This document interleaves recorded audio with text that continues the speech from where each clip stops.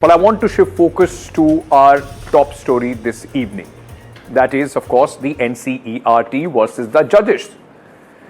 It's a big face-off, in fact, between the judiciary and the NCERT, and through NCERT, let me say, between the judiciary and the government, over a new Class 8 textbook. The Supreme Court has expressed grave concern, the CJI taking the matter in his court, a suo motu cognizance, after senior advocates Kapil Sibal, Abhishek Manu Singhvi from the bar, in fact, went and said that this chapter of the NCERT, which discusses corruption in judiciary and lists pending cases in courts as the chief challenges, has irked the judiciary. The Chief Justice of India, Justice Suryakant, has taken suo motu cognizance of this, warning that the court will not allow anyone to defame the institutions. After the court said this, sources are telling NDTV that the Supreme Court and the High Court judges are extremely perturbed. They feel this is an attack on the judiciary. Now, after the judiciary was miffed, angry, government sources suddenly tell us that the center is upset with the NCERT. So NCERT has been pushed and the government says that, listen, we have nothing to do with it.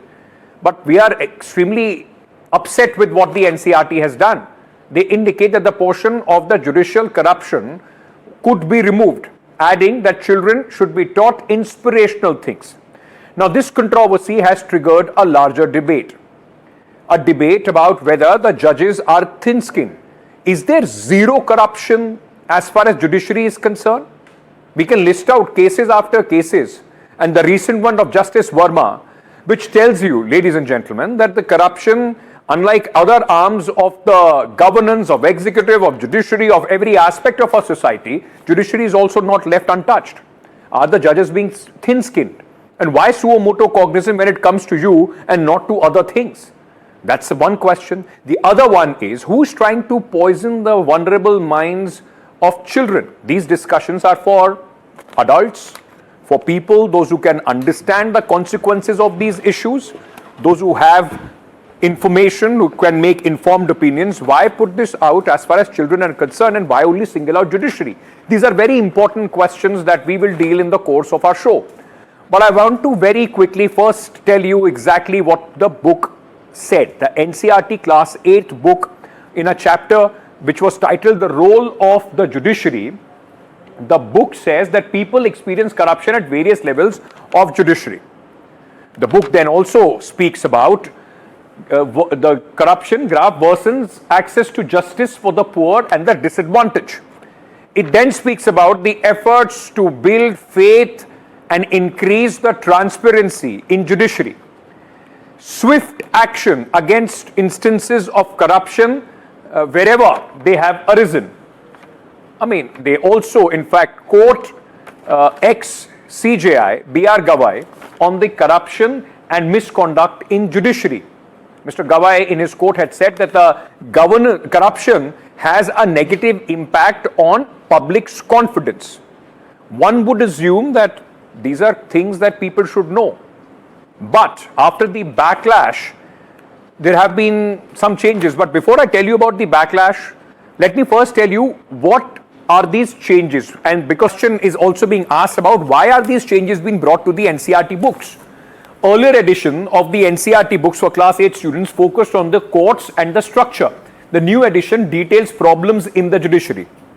So that's the difference. The earlier edition used to tell you what judiciary is, what they do. This time it also speaks about their corruption. The earlier edition focused on judicial independence, and now the new edition talks of judicial corruption. The earlier edition of the book focused on access to justice. The new edition lists pending cases in the court. So is it the NCERT waking up to the times, or is it too early to expose children of Class 8 to such, in fact, important topics? This has irked the Chief Justice of India, Justice Suryakant. He, in fact, went on and he pulled the NCERT over the new chapter. He's been very tough on this. He has taken suo motu cognizance. He said, we will not allow anybody to defame the Supreme Court and the judiciary. The Supreme Court and High Court judges are absolutely perturbed by these assertions. And they have taken suo motu cognizance as well. The Supreme Court said that looks like a calculated move. Who are they attributing this to? Who is, in fact, making these moves, ladies and gentlemen? That remains a big question. Now, after the Supreme Court of India and the Chief Justice have taken such a stern view, the government sources has in fact come out and have spoken on this and have said that the government is very upset with what has happened. The government is upset with this section which has been included in the NCERT book. The portion on judiciary must be removed from the book. And such things should not be in the book. Kids should only be taught inspirational things. Chapter on judicial corruption could also be removed, is what the this entire, in fact, the sources are telling us at this moment. But this raises some important questions, and can we just come full frame on this? Can we just close in as far as these questions are concerned? The question is, why single out judiciary on corruption in the textbooks? Textbooks to educate kids or ingrain any kind of bias as far as judiciary is concerned. Wouldn't this paint a negative image of the judiciary in kids' minds? The other question also is the judiciary being thin-skinned about this issue, as if there is no corruption and there haven't been cases of corruption as far as judiciary is concerned? And why did the Supreme Court not take cognizance of other changes which have been done in the NCERT, which also some thought were problematic, whether it's the erasure of the Mughal history or chapters talking about our rich legacy of protest?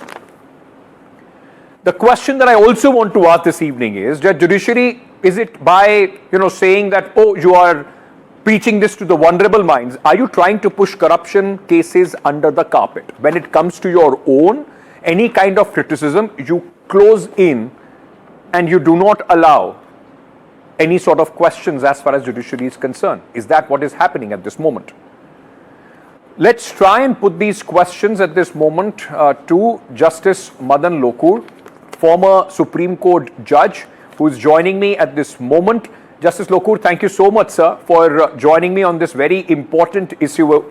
I want to first, begin by asking you, sir, on this chapter, which has been included in the Class 8th book of the NCERT. The chapter is about the role of judiciary, and it highlights the challenges of the judiciary when it speaks about the backlog of the cases, the shortage of the strength of the judges, and it also speaks about judicial corruption. What do you make of this and what the CJI has said today? You see, as far as I understand, the chapter in the NCERT book, first of all, is for class 8 students, right? The second thing is that the chapter is about the role of the judiciary in society. That's apparently what it was in the past. Now, how does corruption come in the role of the judiciary? That's not part of the role of the judiciary. Corruption is not a part of the role of the judiciary. So really, I don't know, what NCERT is trying to convey.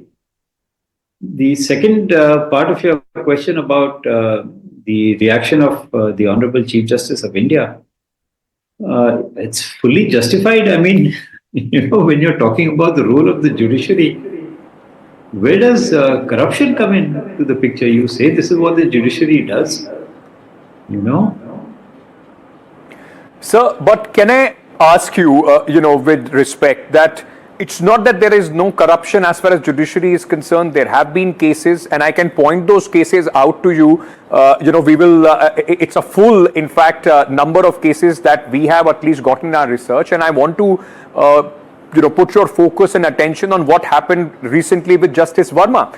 In that case as well, sir, the judiciary failed to take any suo motu cognizance. It was only after hue and cry, the investigation was ordered. That case is also, in fact, for impeachment in the parliament. Why do you think that the realities of judiciary, and if there is any corruption, should not be taught to the children?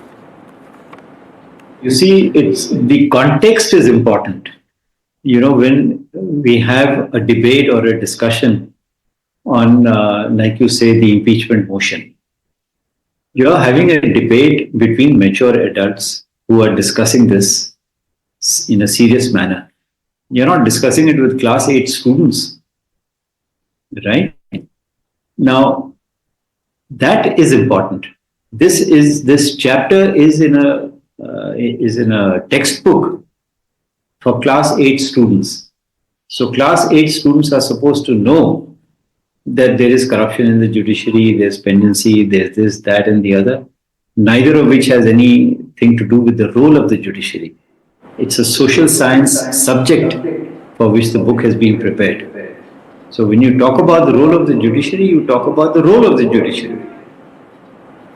Do you feel that the judiciary is being singled out as far as the corruption is concerned?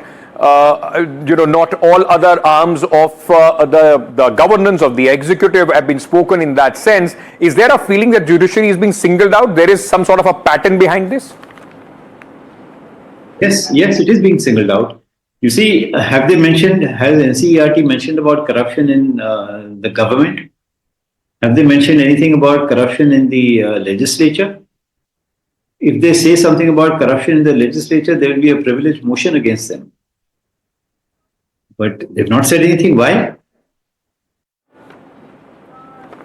But the other question, Justice Lokur, that I want to ask you, sir, it's not the first time that there is a question of tinkering as far as the NCERT books is concerned, whether it is Mughal history or, the chapter on rich legacy of India's protests and agitations, all that were removed. There was a lot of hue and cry about that. No suo motu cognizance was taken by the judiciary.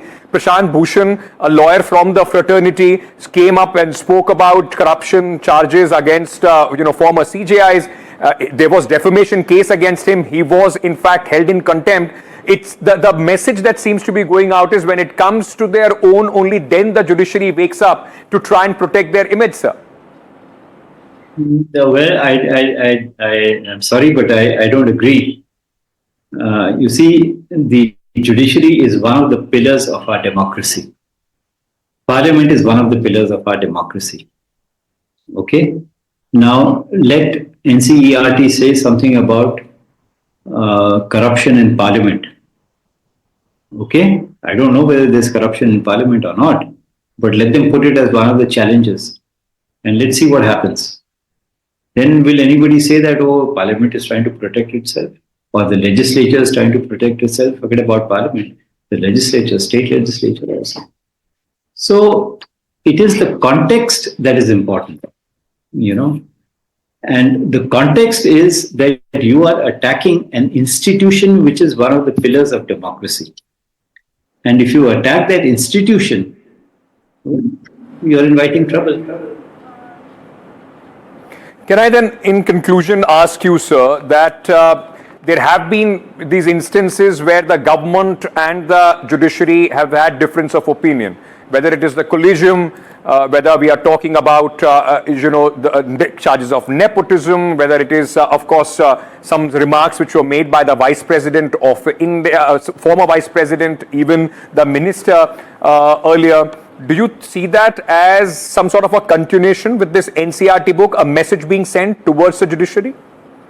No, I don't. You see, because that was like I said, that was a discussion between mature adults on an intellectual issue. This is for class 8 students. Okay, so there's a world of a difference. Thank you so much, Justice Lokur, for joining us on this very important issue. In fact, always good to have your views on such matters. Let me also at this moment shift my focus and bring our next guest on this. Mr. Ashwani Kumar is joining us.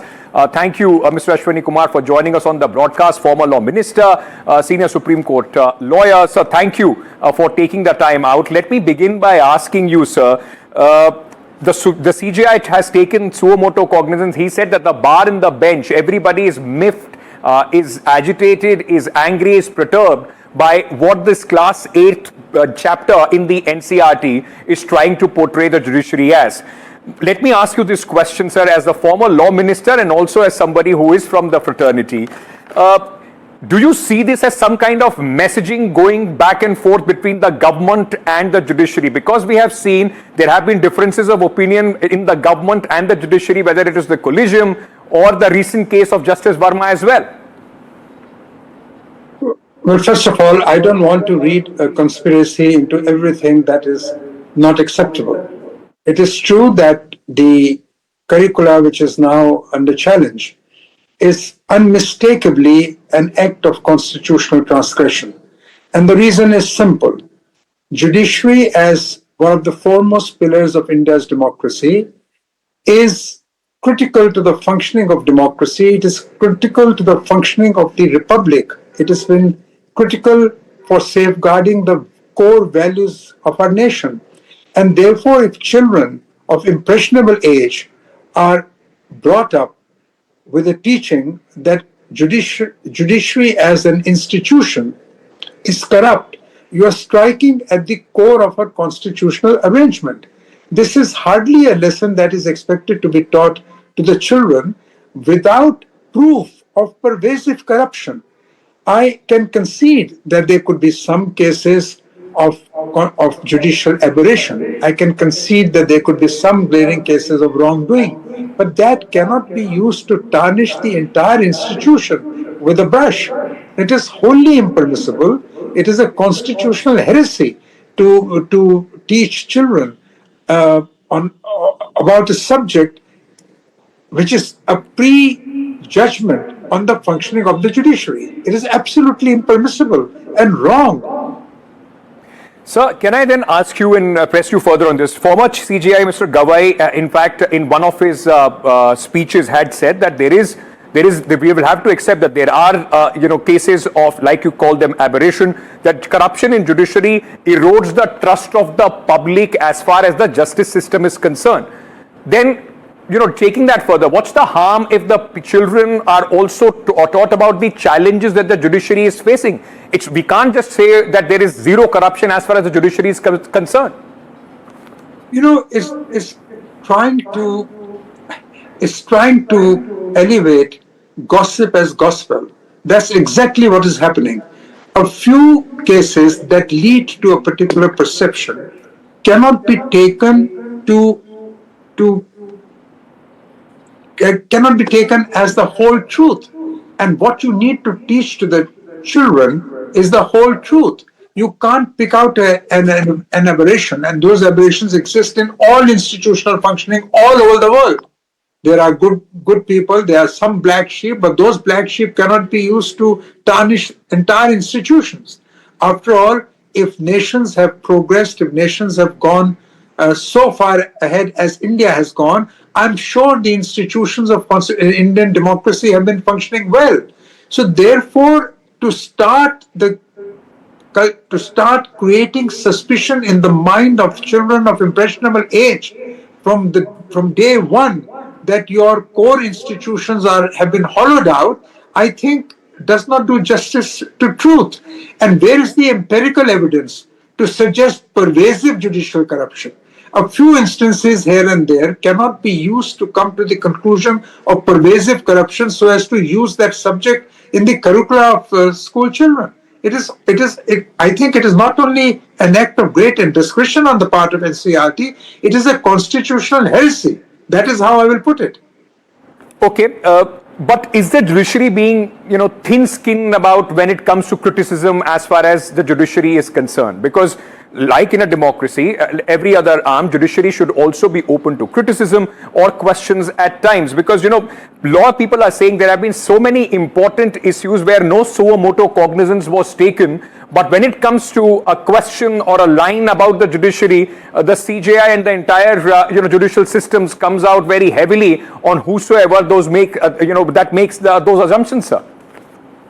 Look, let us be balanced in our censor of the judiciary. And your question is, in a way, a censor of the judiciary, that you are not applying standards equally. Now, please understand that the suo motu cognizance is not a matter of routine. This is something which is resorted to when there's a very, very grave act that requires the direct intervention or a suo motu intervention by the court. Now, here it is not a question of somebody casting an aspersion on a single judge or for a single judgment, which can be dealt with by other mechanisms, as we know. But here, what was at stake was a whole-scale censor in the NCERT sanctioned textbooks for children. It is a matter. It is no ordinary matter. And the Chief Justice of India, true to the mandate of his constitutional post, definitely took the right step in taking a suo motu cognizance of the matter. And I hope that this would now lead to something that would end this controversy, this very unsuitable controversy and very, very unfortunate controversy should now be put to an end. And I think the intervention of Honorable the Chief Justice will certainly help to achieve that purpose. Can I then ask you in conclusion, sir, you've been on both sides as you are a lawyer and you've been a minister of law as well. Can I then understand, is there some sort of understanding between both these arms, between the judicial arm and the executive, that there needs to be certain reforms, that there needs to be certain extensive, acceptances, and of course, better messaging, and whether it is collusion or it is charges of nepotism, or in certain cases, as you are saying, the aberration of corruption as well. Do you believe that it's time for judiciary to be more open as far as, or possibly go into some sort of reforms in the way it is functioning? Reforms in any institution are always welcome. And these reforms are always undertaken in the light of experience. And if certain reforms are necessary, whether it be in the collegium system or in other system, so be it. I must take this opportunity to state on record that I do not subscribe to the collegium system as it is constituted today. In fact, when I was the law minister, the government had come out with a proposal of expanding the collegium system. I still believe that the collegium system needs to be expanded. But that's a view, and we are entitled to express our view, and in time, depending on the wisdom of the future years, some reforms will take place. That is one thing. But to say that the entire judicial branch is corrupt, or like I said, if someone were to say that the entire legislative branch is corrupt, or the entire executive branch is corrupt, it will be wholly unacceptable. Okay, there has to be a balance in discourse, particularly when it comes to constitutional institutions. The sanctity of the institutions is preserved in the last resort upon the good sense and wisdom of the critics and those who mean well. Those who mean well must also use their words with care and must also take decisions with care. For example, NCERT must mean well, but this is certainly an unforgivable and an unacceptable thing that they have done. So thank you for sharing your views on this. Good to have you and have your views on the broadcast. Let me also very quickly now turn my attention to Mr. Aman Lekhi, Senior Advocate, Supreme Court, who is joining me on the broadcast for more on this. Mr. Lekhi, thank you so much for joining us. Let me begin by asking you, what do you make of this, the whole controversy that has come as far as the NCERT books is concerned? It's speaking about challenges of the judiciary, it speaks about corruption, but it also speaks about pending cases and of course the shortage of judicial staff. What do you make of this? Is there a sense, because the Chief Justice said it seems to be a calculated move, we are going to get to the bottom of this. Is there a sense that it was a premeditated messaging towards the judiciary? Well, the issue here is framing, the way in which a narrative is created, because that creates signaling of sorts. My objection is not to accountability or transparency, which is absolutely indispensable for any efficiently working system, and whatever is wrong needs to be called out.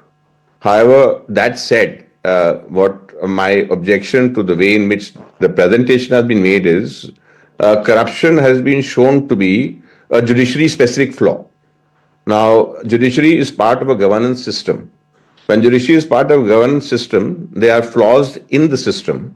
And it's not as if institutionally, when you talk about corruption, you need to focus only on one organ. If you read this particular chapter, what the chapter suggests, and that is where the framing comes in, and in the framing is the delegitimization of the judiciary, and that is what I have a very serious objection to. The way in which the chapter is framed suggests that there are problems, and the governments are working to solve those problems. Now, who is the government? The government is the executive. That means you place the executive at a level higher than the judiciary and attach to it a purity which it doesn't have to show that what the executive has, the judiciary lacks, and therefore the corruption is in the judiciary and not in the executive. And it is in this narrative that the misconception about a very fundamental body, which has in law the moral authority to decide, is directly impacted. Now, when you teach, you have to give adequate attention to all facets, and when you attack, you have to be objective in what you do and bring within your focus everything which is relevant. A disproportionate attention to one aspect in some way sullies the critic because it suggests that there is something behind the criticism. And we have this, we have on a sundry basis, everyone talking about judiciary. It's not as if I'll hold the judiciary to account for many things which are wrong in the judiciary. But what I'm saying is, things are not wrong only in the judiciary. And the manner in which it is presented is itself wrong. And it is unbecoming of an educational book to teach students who are impressionable in this particular manner, which has a slant to it. That's my opinion. But then can I ask you, sir, because point in case is Justice Verma's recent case. It has gone to the Parliament. There has been an inquiry which was done by the Supreme Court, though not suo motu. It was only after a lot of pressure that the inquiry was constituted by the Supreme Court. And then it is in the Parliament waiting for that impeachment motion, the wheels to turn on that. On back of it, we heard the former Vice President, Mr. Dhankar, making comments about the judiciary, saying that the Parliament is supreme, not the judiciary, talking about the corruption. Former Law Minister, Mr. Rijiju, had also in fact spoken about selecting judges and even gone on to say that, about the whole collegium process. There have been points of confrontation between the government and the judiciary. Is the judiciary being thin-skinned, as the question that I've been asking, when it comes to some sort of criticism as far as corruption cases are concerned, sir? No, absolutely not. Please understand. You see, that's what I said. This is part of a system. The system has got different bodies. As far as the system is concerned, you have the executive. And what is the problem with the executive? Discretion and power. Then you've got the bureaucracy. What is the problem with the bureaucracy? Rent seeking. The legislature. What's the problem with the legislature? Captive to a political party that is robbed of its independent intellectual worth. What is wrong with the system? An easy illustration. Opacity in funding. As far as the financing is concerned, financing is the key to corruption in this particular system which we have. Who is responsible? Who is responsible for the electoral bonds? What are these issues over here? Now, what I am saying is, when we talk about the system, we talk about the system as a whole, and we address all issues in the system, and we want to educate. We have to educate the student about the manner in which the governance operates so that there is a comprehensive view of what our system is, the failing in this particular system, and not an unnecessary and disproportionate emphasis on one of the institution which constitutes the structure of governance. Right. So all I'm saying is that yes, call it out. The problem with Indians is that we hesitate to stand up to a wrong and call a wrong out. So I'm not in any way saying don't call out the judiciary. Yes, there are issues the judiciary has to account for, but the judiciary cannot be silent. When the judiciary is made the subject of a targeted attack, which brings a disproportionate attention on the judiciary, when there are equally compelling aspects relating to the executive, and the manner in which, and this is what I'm saying, if I had, because you had called me over here, I had a quick glance on what is it that the chapter says. That if you read that particular chapter, it says the governments, that is the union government, the state governments, are taking steps to work on it. That is where I bring this particular issue into its sharpest focus, because it suggests that as far as the government is concerned, the government is pristine, the government is pure, the government is untainted. And where is the problem? The problem is in the judiciary being addressed by the government. What will the students understand? You see, please understand, and just 1 minute. Yes, yes. Judiciary is a very important organ. Because it's a very important organ, there's a higher responsibility on judiciary. And I am very conscious of that. We have to. All the more reason that we talk about the judiciary, there has to be element of restraint and objectivity. Both are absent here. The sources are telling us, Mr. Lekhi, that the government, after the pushback, the NCERT may in fact, revoke this chapter. But many would say that it was some sort of a kite flying to see the kind of reaction. It was a kind trying to send a message to the judiciary, and if it has not gone down well, now it is being retracted. No, you see, that is the biggest problem in this country. What is the problem in this country? We run away from controversies. Question is, controversies are not bad. Controversies bring into focus an issue which is to be debated. Now, if you bring a chapter, it's not something like in the AI event, we are talking about a university and we're not talking about the ministry, because who improved that particular dog to come over there? The ministry. But we focus on the university, an easy target. Now, what happens is you will target the gentleman who's made the chapter, but the question is the chapter would have been approved, and unless the chapter is approved, it would not have been published. The point is that you believe in this particular thing. If you believe in this particular thing, stand by it and then defend it. Now, if you don't defend it, what is the message you are telling the kids? That this is also education. Education is not only the chapter. Education is in conduct. Education is how do you deal with controversies. Education is how you take a stand. What is the government teaching the students? After you take a stand, when there is a controversy, run away. What kind of education is this? This is no education at all. And that is it. The pedagogic basis of this particular process is self-taught. Because we are just towards book learning, and we shrink from controversies. We should invite controversies. I have a view. You have a different view. I'm entitled to address your view and try to persuade you. Absolutely. Too bad. But the point is, you are not going to, because you are going to criticize me, I'm not going to run away. I said, sorry, I'm going to switch my screen off and go away. I think that's we'll leave it there. That's quite forthcoming and straightforward point of view, at least from you, not running away from the stand that you have taken. Thank you so much, sir, for joining us on the broadcast.